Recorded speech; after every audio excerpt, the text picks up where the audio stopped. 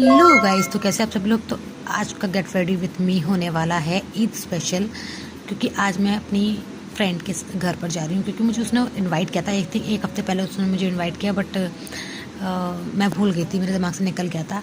तो उसने मॉर्निंग में मुझे कॉल करके तुरंत उठा दिया। मैं उठी थी 10 बजे एंड देन उसके बाद मैं तुरंत ही रेडी होने लगी। और आई नो ईद की वीडियो थोड़ा लेट आ रही है क्योंकि मेरा फ़ोन ख़राब हो गया था, तो मैं इस वजह से डाल नहीं पा रही थी।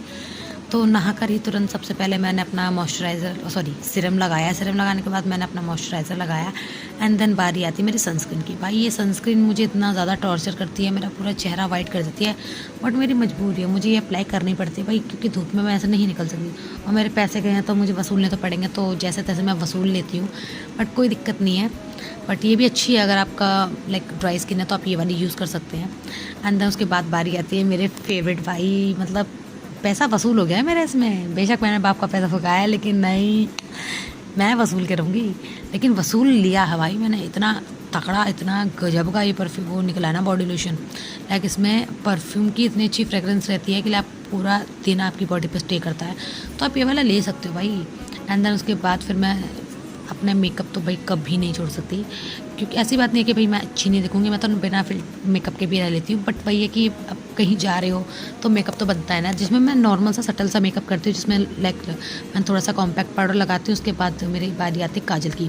भाई काजल में मेरी आत्मा निकल आती है, इतनी भयंकर तरीके से लगता है मेरा काजल। मतलब काजल लगा तो लेती हूँ, बस कभी कभी ये थोड़ा सा दिक्कत कर जाता है मुझे, मतलब कभी खुजली हो जाती है, कभी आंखों में से पानी आने लगता है, इस तरीके से। एंड देन फिर आती है मेरे मस्कारे की बारी। अब मस्कारा देखना मैं कैसी टेढ़ी शक्ल बना के लगाऊंगी। मतलब मेरी शक्ल ही देख लो भाई, मेरे से नहीं लगता, मेरी आंखें इतनी ज़्यादा झपकती हैं, हो ही नहीं पाता मेरे से। एंड लिप का कॉम्बो मैं ऑलरेडी पहले कर चुकी थी, उसकी मैं क्लिप ले पाई, फिर मुझे बाद में आता था शिट मैंने लिप्स का कॉम्बो लिया ही नहीं। बट मैंने कहा चलो कोई बात नहीं, वो वाली क्लिप मैं फिर कभी डाल दूँगी अगर आपको कॉम्बो चाहिए। मैंने इसके ऊपर एक ग्लॉस लगाने की सोची थी, बट फिर मैंने लगाई नहीं, मैंने कहा ज़्यादा डार्क हो जाएगा।